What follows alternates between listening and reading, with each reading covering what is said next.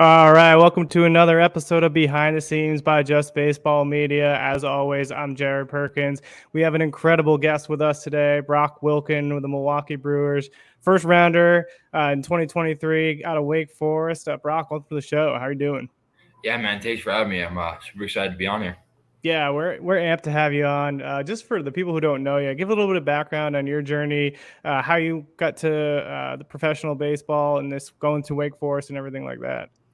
Yeah, it's a long journey. Yeah. It starts when I was really little. I grew up just outside of Charlotte, North Carolina, in a small town called Mount Holly, and that's kind of where it all started for me. From the time I was 4 to 14, that's where I grew up, and we moved to Tampa, Florida. When I was 14, the day after I graduated 8th grade, we moved to Florida, and we live just outside Tampa now. But ever since I can remember, I was playing baseball. It's been baseball my whole life, and I honestly couldn't have asked for anything more.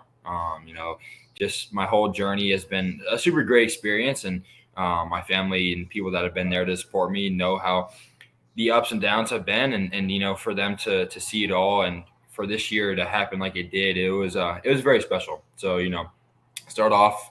I wasn't, a super big recruit coming out of high school. I wasn't even the top 100 my junior year. I think I was like 530th or something Wow. like that, and had a really good junior year for high school, and that's kind of when it started to get a lot of better looks. But the summer before that is kind of where my recruiting trail started to go, and I had Miami, Virginia Tech, Wake Forest, East Carolina, USF, Stetson, and UCF all on my trail pretty hard. And those are kind of the schools that were in the mix. And so it's just kind of my doing my part to figure out what I wanted in the school and what fit best for me. So I started. I was actually in a Georgia tournament. I was playing a level up, so I was a week. I was there a week early, and the Wake Forest assistant coach was there, and he saw my name on the roster, and he was actually going to see the other team play, and they were recruiting a couple kids from there, and he saw my name on the roster, and he actually played professional baseball with my uncle Oh, for, very cool. for a couple of days, and they got to grow pretty close, and he's like, hey, is this your son? Like, it's been 5 6 years, like, let's catch up. And he's like, it's actually my nephew. If you don't mind, just go and see what he has, and get back to me on what he needs to work on to be at that Power 5 level, and all these different things. And I ended up going 2 for 4 with 2 homers against Team Elite in Georgia. And if you're a travel baseball parent or kid, Georgia is the Oh best yeah. to go for. Have a good week for yourself in terms of scouting. And from then on, it was just Wake Forest. I took 3 official visits. I went to Wake Forest, Miami, and Virginia Tech. And as soon as I took my visit to Wake, I was like, dude, I'm ready to commit. And my parents and my uncle told me, they're like, hey, take the rest of your visits. You never know what's going to happen. Um, Miami just wasn't for me. I didn't feel like it was the right fit in the things that I was looking for. And I went to Virginia Tech, had a great time, and I was like, wow, this made my decision way tougher than it needed to be. But I came home, I thought about it, I talked to my family for a long time, and ended up making the decision to commit to Wake. And you know, looking back on it, it was the greatest decision I've ever made. I made lifelong best friends there, including the coaching staff. They've had my back ever since, and the guys that I played with and what we did this year at Wake was undeniably special. And I think Yeah. it's going to be one of the last times in college baseball history and in college sports history now, especially with the transfer portal, that our team was kind of homegrown. We Hmm. had a couple impact transfers on our squad, but those guys really made a difference. So I think that's very important to us as well. Yeah, I mean, there's some cool things that you touched on about your journey. The first thing that really stuck out to me is you talked about how you weren't highly recruited, right? Which I'm sure that puts a chip on your shoulder when you start feeling like, no one wants me. But hey, I'm going to go out there and show them wrong. Talk a little bit about that and the relationships you built with your teammates at Wake. I know Nick Kurtz was one of your teammates too, and he had a similar journey, right? Not highly recruited, out of a small town. Talk about one, what it was like to kind of finally make it to a Power 5 school, kind of to have that chip on your shoulder, but also like to be able to develop that relationship or that friendship with Nick, who's kind of gone through a similar journey and have that same similarities between the two of you. Yeah, first off, being not the most talented guy, or not the most highly recruited guy out of high school, really, left a distaste in my mouth, because I knew what the potential I had myself, and I knew how hard I worked and how I wanted the goals that I wanted. And it was just, it really irks your soul when other people don't see that. They don't see the time you're putting in the gym. I'll never forget in high school, my uncle, as I mentioned, was my high school baseball coach, and he was also a PE teacher. So during my lunch period was when he taught in the gym. So I would go in there and I would pack a lunch every day, and I would eat my lunch in the gym, and I'd lift while I'm eating my lunch, at school. And not too many people did that. So for me, that was like, I wanted it so bad that I was willing to do whatever it took to get there. And, other people not seeing that could really cause you to go one of two ways, either keep going on the path you're going, or, kind of veer off and be like, why is no one else seeing it? And kind of, play that pity game on yourself and be like, oh, why is this happening to me? And, I believed in myself, and I was like, hey, I'm going to keep doing this no matter what it takes. And, when I finally committed to Wake, I was like, all right, I can breathe a little bit, that part of my journey is over. And there's a lot of big choices in your life, and, picking where you go to college or where you go to school is got to be, a top 5 decision in your life, because that's where you're going to make your best friends, maybe meet your girlfriend, wife, whatever it may be. Those are kind of really important decisions. And, a lot of those led to Wake, and, as when I got there, the relationships that we started to build, coming off a really, bad freshman year per se, going into that sophomore year when a bunch of guys like Nick Kurtz and Danny Corona and a bunch of those guys came in as freshmen. That's kind of when our bond really started. Me and Nick being corner guys, we're throwing partners. So, that's kind of where that bond starts right there. You're throwing partners, and, having that bond and having that shared emotion of wanting it that bad, and being a guy that, isn't highly touted, that could cause a lot of friendships to form from that emotion only.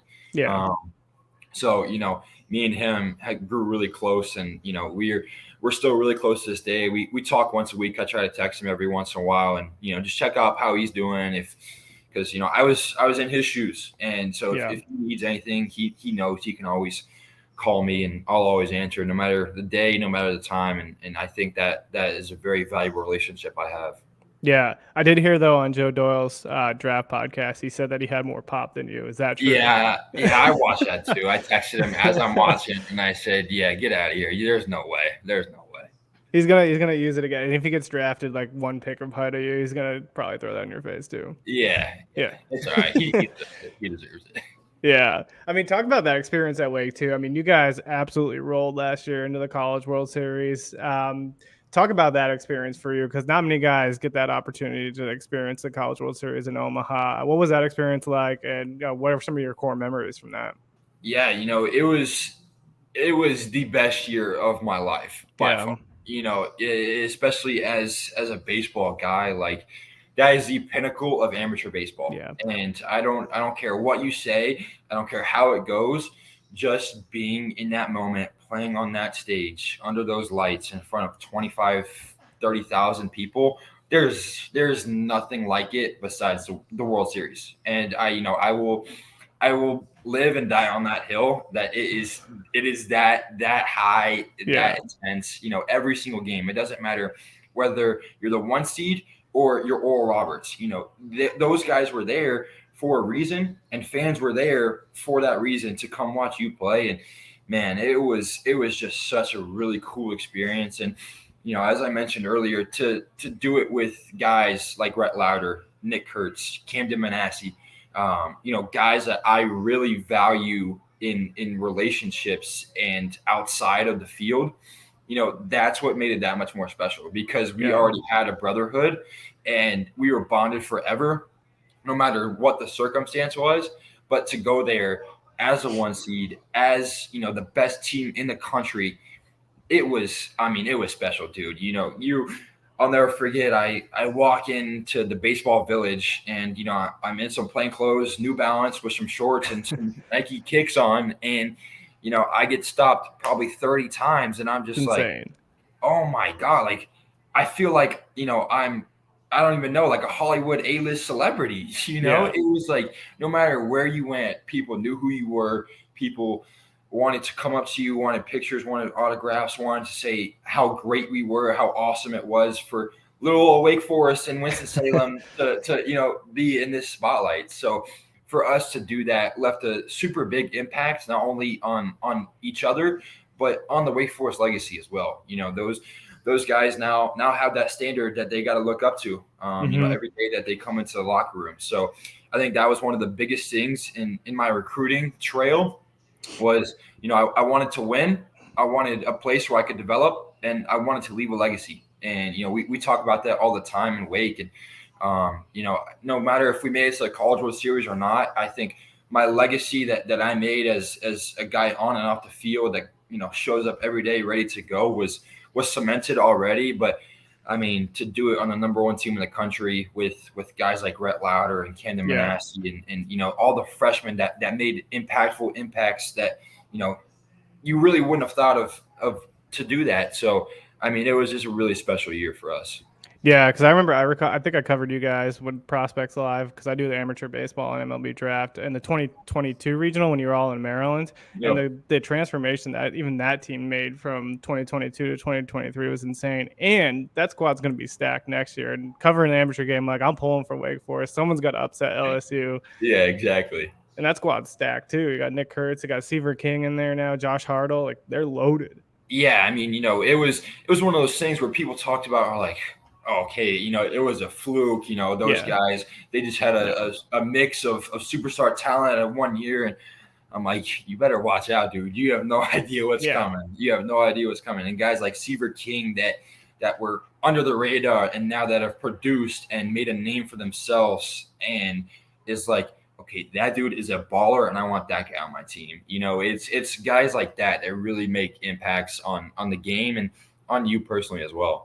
Yeah, and you talk about like having that chip on your shoulder. You get a bunch of guys in a room together, like Seaver King and Nick Kurtz, who all have that chip on your shoulder, and you get them playing together, like that can be an unstoppable force. Exactly. We always talk about, our team motto this year was make them feel you. Yeah. And, no matter what it was, from the time that we showed up to the field on a Friday night, we're going to make the umpires feel us, the other team feel us, the fans feel us, every person that we come in contact with is going to feel us in a way that is positive, in a way that is just going like, all right, we're here to win baseball games, and that's it. And when all that happens, and you got a bunch of gritty guys who love each other, special things happen. Yeah, that's awesome. It's incredible to kind of hear your experience there. Now that you've transitioned to pro ball, which is a little different, right, from that College World Series, then hitting the minor league stadiums. Talk about what that transition's been like for you, having to one, make that adjustment to the pro level, the talent, of course, that's increasing as soon as you get there. But what's been like the biggest challenges and changes that you've seen since you've made that transition? Yeah, I think no matter who you are, whether you're a super high pick or whether you're not a super high pick, that transition is going to be tremendous. Just showing up and having to play every day and to put your body through stuff that you didn't have to do in college is a change. That in itself is a change. And then, not to mention the talent level that you have to face. Every day you're facing a Friday guy, a Friday bullpen, and You're it's not like getting those Tuesday 80 mile an hour. yeah, you're kind of dwindling out of those midweek guys, Yeah. and now you're just facing dudes every single day. That's what makes the game much more enjoyable and fun. Like, all right, let's go. You think you're better than me? All right, let's settle it on the box. And I think that is just the coolest part for me is just being able to go out there, especially guys against that I played that are other high value picks as well. It's like, all right, now we can do this at the professional level too, and not just at the college level. And things go one way in college, they might go another way in pro ball. And it's just the constant change and evolution of baseball. And it's been a fun change for me. And I think the biggest difference is the consistency piece of just playing every day and being consistent in the box on defense. Because you're not having to do that in college. Yeah. One thing I love that you touch on too, because we talk a lot about mindset and the mental side of the game, right? You can tell that you take that perspective into the box of like, all right, I'm going to go at this guy. I'm going to try to win this battle. Where a lot of times guys struggle with the confidence side, right? All of a sudden they go into the box like, this guy's going to beat me, right? But it already sounds like you have that mental and mindset shift already. Are there tools and things that you've done on like the mindset and the mental side of the game that have really helped you kind of gain that confidence, or is that always kind of something you've had? Yeah, I think it's always something I've had. Yeah. Guys that are also in my position, they've been the best player on the field their entire lives. Yeah. So they've really never had to encounter struggles. And for me, that kind of happened all the way up until sophomore year of college. And I had a lot of buzz going on around my name and coming in that year. And I underperformed to not only my expectations but to the rest of the country's expectations. And for that to happen to myself and to see myself struggle and lose a lot of that extreme confidence that I had in years prior, in high school, in my freshman year of college, that really showed me like who I am as a person. Because if you go from the highest of highs and then you go immediately to the lowest of lows, you really start to figure out who you are as a person, who you are as a teammate, who you are as a player, and who you are like as a leader. And for me, that was a big change of changing the way that I had to lead different guys, my team. And just figuring that part out, I think was super tremendous. And it all comes back to, if you lose that confidence piece, you are not going to be or get as far as you want to in life and in baseball, because that is the biggest piece. Because if you have that mindset of I'm better than this guy and he's not going to beat me, whether it's on the field or off the field, I think that is the biggest piece of advice I can give to anyone. That you have that confidence in yourself and your own abilities, everything else is going to work out. Yeah, I love that. Now that you've kind of gone into the off season here, you've had your first pro season under your belt. What are some of your goals for the off season? And two, do you have any passions away from the game that you can kind of to turn baseball off for a little bit? Yeah. So, we're finishing up. I am in instructional league right now. Yeah. It's our last week this week. I think we got like one or two more games after today. And in the off season, I'm going to go home. I'm going to take a rest for a little bit. I played 125, almost 130 games. So, it's a lot of games to play in 1 year. So, I think the first thing, once I start getting back into the swing of baseball, is kind of reflect on the things that I did good, the things that I did poorly, and the areas for improvement. And I think once you look at all three of those areas, you take the good and you take the bad. Like, okay, I have confidence in this area. I don't have as much confidence in this area. Okay, let's work at combining those two things and blending them together so I have confidence in both pieces to make me a better baseball player.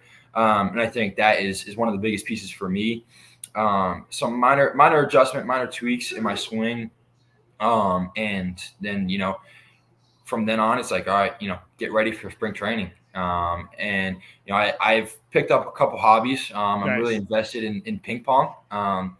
I love ping pong. I bought a $75 paddle myself, so super invested in it. Did they have a ping pong table at the spring training facility? They do not here, but at the affiliates they did, and I We're just smoking people. Playing every day. I think the next biggest hobby I have is golf.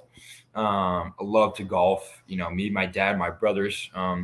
It's kind of our motto. We just hit things really far and go from there. So going on the baseball field or the golf course, it works both ways. Yeah. So there's a course like 3 minutes from my house, so we always play there. We're locals there.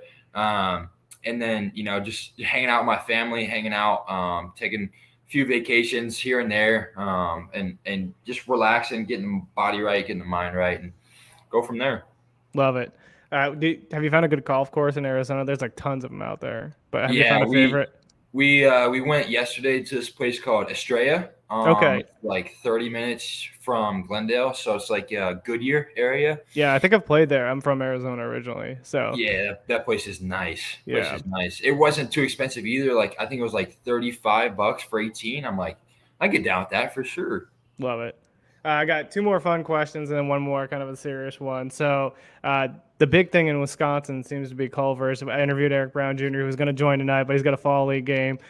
He said he had that absolute addiction to it. After every win, he'd go and treat himself. Were you on the Culver's train as well? And if so, what was that go-to order? Yeah, there's a Culver's right by our apartment. So for me, Eric Brown, and Robert Moore, that was a dangerous place. We spent a lot of money at Culver's. We go there. We have a bad game. All right, we need some Culver's. We have a good game. Culver's. It wasn't just a winning thing. Eric Brown made it sound like it was just only wins that you were going there. No, it was almost daily with us. It was a good time. I think the go-to order is a double cheeseburger, a fries, a Powerade, and an ice cream, a concrete mixer with peanut butter, cookie dough, and Reese's. That's what he was on too, the concrete mixers. That was the first thing he mentioned. Yep. Love it. So second question is, now that you're a Brewer, what's the odds the Brewers are winning the World Series this year? Ooh, I like it. We got a couple good matchups right now with the Diamondbacks who are hot as of late. They're a good squad, but our pitching and defense just is unbelievable right now. That rotation's insane. Insane.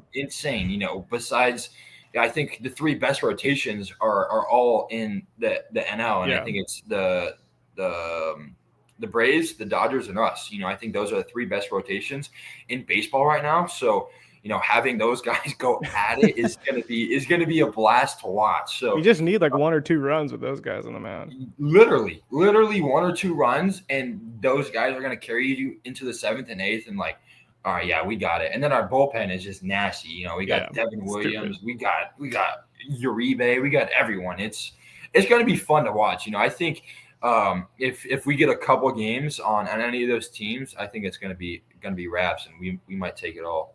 Yeah. Are you looking forward to when spring training where you have to have live at bats against Devin Williams in that changeup? Yeah, I mean, I'm looking forward to it, just dude. Sit in the box. That's a challenge, I love for sure. that. It's gonna be a blast. Yeah. So last question I always ask, because we want this to be an opportunity for fans to kind of get a peek into the human side of things, but we also want to be able to provide advice for like the next generation, the younger athletes who might be tuning in. So you kind of answered it a little bit earlier talking about the confidence piece, but if you had one piece of advice for the next generation of players who are kind of on the same journey that you are, what would that one piece of advice be? Yeah, no matter the circumstances, never give up on yourself and never give up on your dream. That little 7-year-old boy inside of me is screaming every time he gets to put on this jersey every single day. My wildest dreams couldn't have predicted how my life went. And, I am super grateful and super blessed that, I get to call myself a Milwaukee Brewer and call myself, a Wake Forest Demon Deacon, and, to just be cemented in baseball history, because not so many guys get to be in this spot. So being able to be in this spot is super grateful. I'm super grateful for it and super blessed to, be having this conversation with you right now.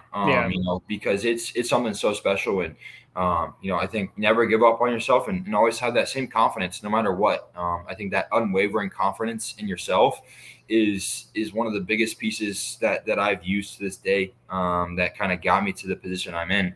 And whether I was 534th or 80th or second, all the rankings that I've been through, that confidence has never wavered. So that mental side, like you talked about, is more important sometimes than the physical side. And the more you tap into that, and the more you see that yourself, I think the better overall player you're going to be, and the more consistent you're going to be. Yeah, man, Brock, I think that's an amazing thing to end on. We can't thank you enough for taking the time out of your day. I know you're busy to join us for this interview. We're wishing you nothing but success next year, just in life and in baseball. So, man, thanks again for joining. Awesome, dude. Thanks for having me. I really appreciate it. It was a good time.